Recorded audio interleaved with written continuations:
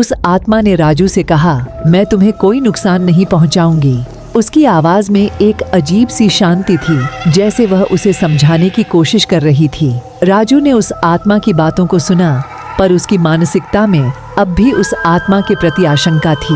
वह आत्मा के शांत स्वर में कुछ अनुभव कर रहा था, पर उसकी चिंता और डर ने उसे विश्वास करने से रोक दिया। राजू अभी भी भयावह महसूस कर रहा था, पर उस आत्मा के शांत स्वर ने उसे थोड़ा संजीवनी दी थी।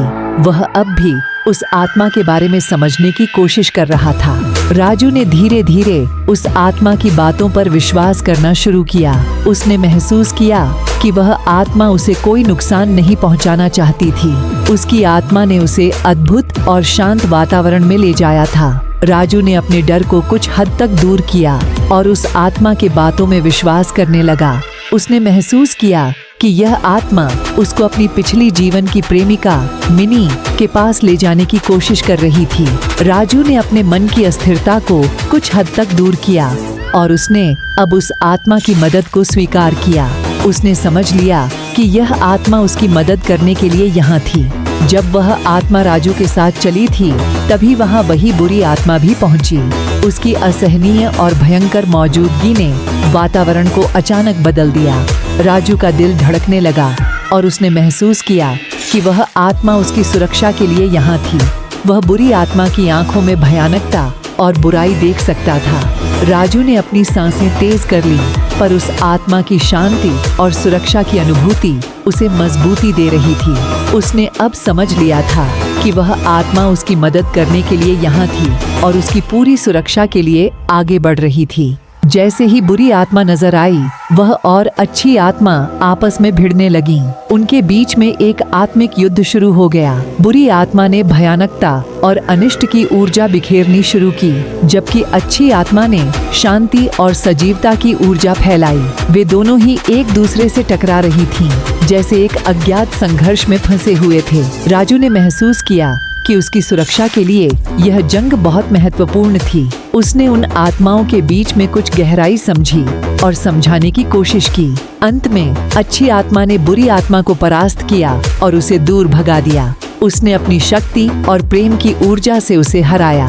बुरी आत्मा अब एक बार फिर से पराजित हो गई थी। राजू ने आत्मा की इस शक्ति को देखा और उसे समझा कि वह सचमुच विश्वसनीय और साथी थी। उसने आत्मा को धन्यवाद दिया और उसकी सहायता के लिए शुक्रिया अदा की, लेकिन उस आत्मा का राजू के जीवन से विलीन हो गया। शांति की एक अज्ञात अवस्था में वह अब ध्यानित थी। उस आत्मा ने राजू को बताया कि वह इतनी आसानी से हार नहीं मानेगी।